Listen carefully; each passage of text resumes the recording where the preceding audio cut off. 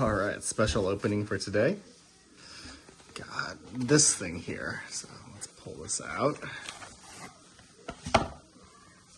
Whoa. All right, so when you buy something at a certain value from eBay, the seller sends the card to the eBay authenticity place. They call it like the hub, and then they it's a magnet. Then they verify to make sure it's real, and then they send it off to us, to me. So, here we go, guys. Wow. This is I've been eyeing this card for a long time.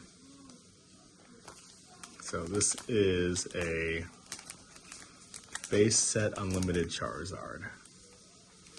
And I've been wanting this for a very, very long time since I got in the hobby again. This is like my childhood reimagined. So let's look at the back of this card. Alright, so some whitening on the tops. That's not bad. Cool. And look at this. Wow. Oh my goodness gracious. Some scratches on the foil, but that's okay, yeah. You see centering got a 9, surface 6.5, that's with all the scratches, corners and edges, there's some whitening.